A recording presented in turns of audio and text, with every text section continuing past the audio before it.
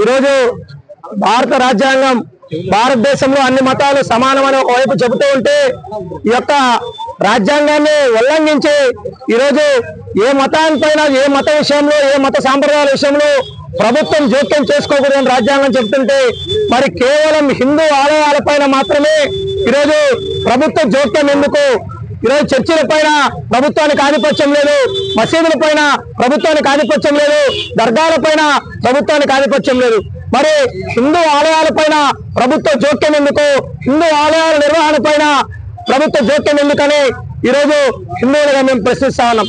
అదేవిధంగా ఈరోజు హిందూ దేవాలయాల్లో దేవుని పైన కానీ దేవాలయ సంస్కృతి పైన కానీ అవగాహన లేనటువంటి నమ్మకం లేనటువంటి అనేక మంది అన్ని మతస్థుల్ని దేవాలయాల్లో నియమించున్నారు. వారు దేవాలయాల పవిత్రతని భంగం కలిగించడమే కాదు, ఈరోజు హిందూ ఆలయాల ప్రతిష్టని దిగజార్చేటువంటి పరిస్థితి కూడా ఈరోజు కనబడతా ఉంది. కాబట్టి దేశవ్యాప్తంగా హిందూ ఆలయాల్లో ఉన్నటువంటి అన్ని మతస్థ ఉద్యోగుల్ని వెంటనే తొలగించి ఇతర శాఖలకు బదిలీ చేసుకోవాలా.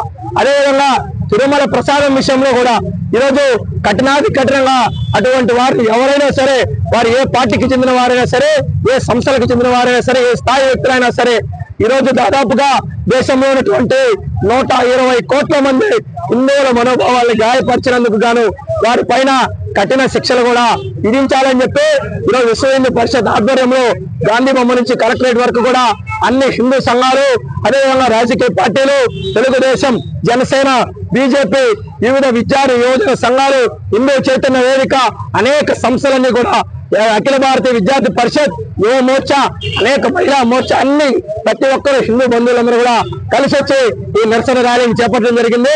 కలెక్టర్ గారికి మా డిమాండ్ అన్నిటితో కలిపినటువంటి వినతి పత్రాన్ని కూడా అందజేయడం జరుగుతాం.